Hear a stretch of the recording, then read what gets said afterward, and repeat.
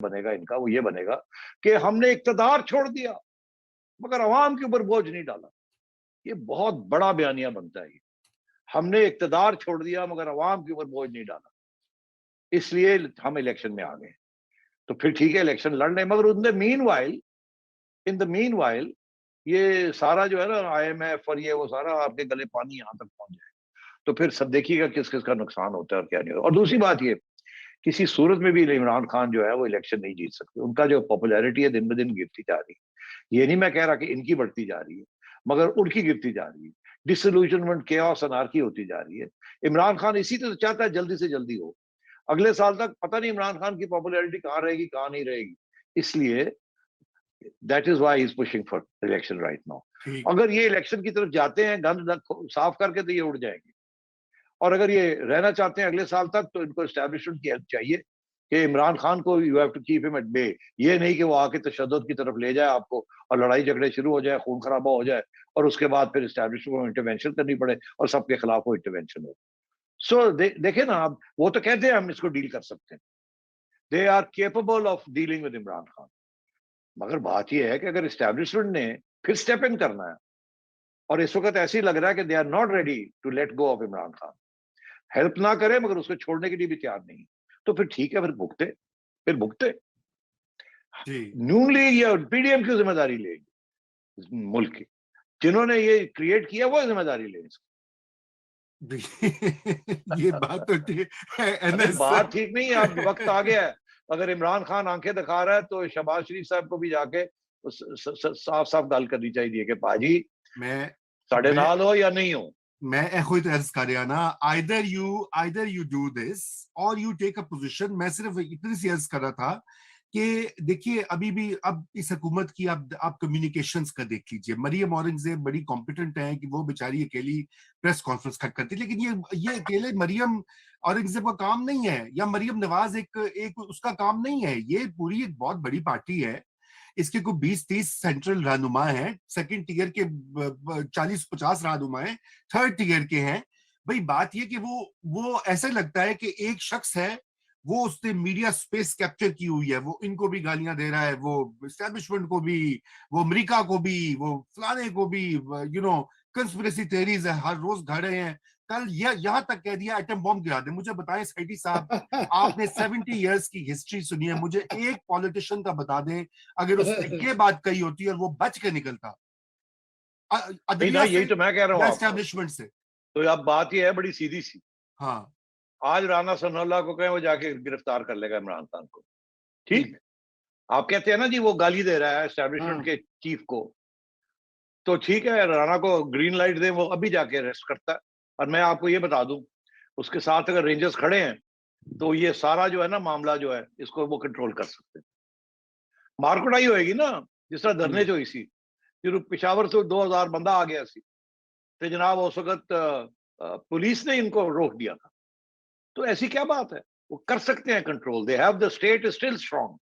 मगर स्टेट भी तो फिर यूनिटी हो ना स्टेट में भी। ये तो नहीं कि जो कहण की जी सानू रेंजर्स की जरूरत है, वो कहण जी रेंजर्स तो नहीं मिलते, फिर की होएगा।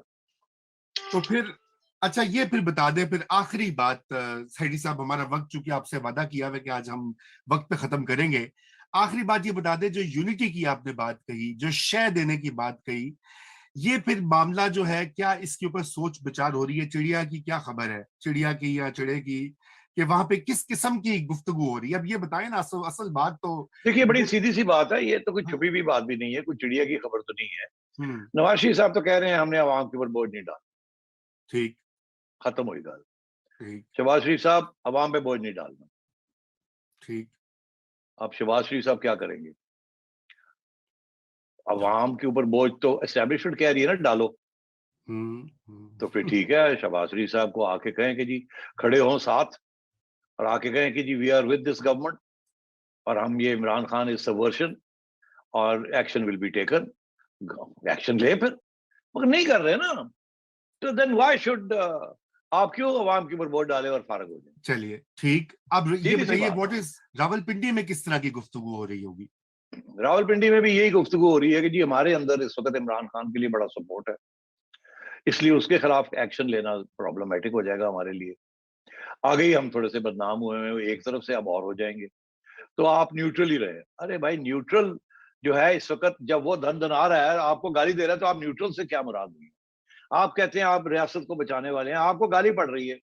अगर रजा रूमी या नजम सेठी कह दे कि जी करप्शन है आर्म फोर्सेस में, तो सेडिशन लग जाती है। वो तौबा आपको तौबा। नाम ले लेके गाली दे रहे हैं, आपको वो हाँ आपको जी, नाम ले लेके गाली दे रहे हैं और हर किस्म की बात कर रहे हैं। आप क्या रह क्या गया है? उसने जी तो आप चुप हैं, आप चुप हैं, आप कुछ भी नहीं कर रहे। आपके पास कितना पावर है, आप न्यूक्लियर स्टेट हैं, आपके पास आईएसआई है, एमआई है, क्या नहीं है आपके पास? दुनिया आपसे कांपती है, आपकी इंटेलिजेंस सर्विसेज से। आपके पास 1 मिलियन मैन स्ट्रांग आर्मी है और एक इमरान खान आपको नचा रहा है। सो देन टेक इट और फ्रॉम देयर ना। एनएस, आपको याद होगा जब तोशा खाना की बात हुई, इंस्टिंक्टिव रिस्पॉन्स इमरान खान का था जी कि मैंने हार अंगूठियां ले ली तो क्या, घड़ी ले ली तो क्या हो गया, वहां पे तो प्लॉट्स मिलते हैं डीएचए के। दैट तो वाज हिज अब फर्स्ट और वो रिस्पॉन्स। लेकर तो वो जवाब बेचते दें थे। ना इसका, तो जवाब नहीं हाँ, दे रहे ना। ये तो अब बात है। जवाब देना चाहिए ना। मैं समझता हूँ कि अगर एस्टेब्लिशमेंट के अंदर ये जो डिसयूनिटी है, ये डिवीजन है, ये this is very dangerous for Pakistan and for the establishment and for the political system. हमें ये कहा गया कि यूनिटी ऑफ कमांड होती है।